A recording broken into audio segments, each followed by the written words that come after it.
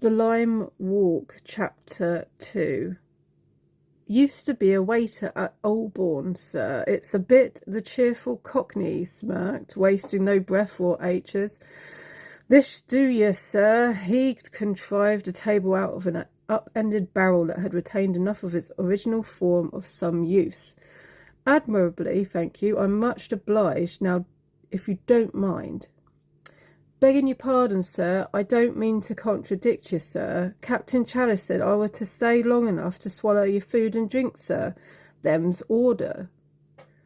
Tom realised that if he wished to be rid of the man, he must comply with his brother's terms. Irritably, he threw down his pen, jumped up, stretched his cramped limbs, and approached the steaming tray. It wasn't until he'd sunk his teeth into a leg of roast chicken that he realised how famished he was.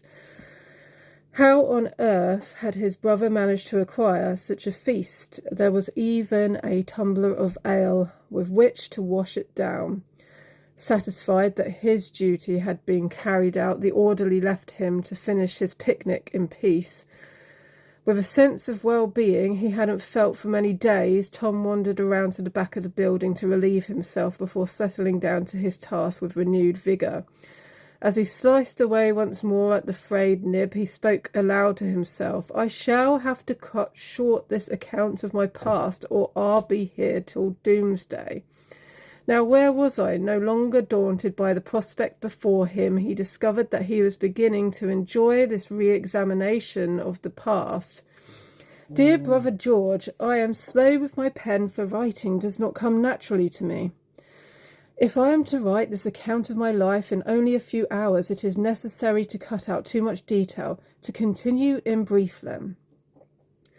Such were Miss Emma's powers of persuasion over her guardian, Mr. Josiah Kay, and Miss Peters, her governess, that it seemed that they could forbid her nothing.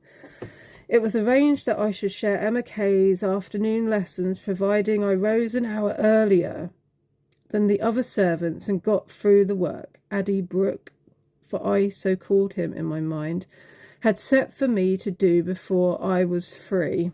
Scrubbing flower pots by lamplight in the dark of a frosty autumn morning seemed to be a small price to pay for the second education I was receiving at the hands of Miss Peters.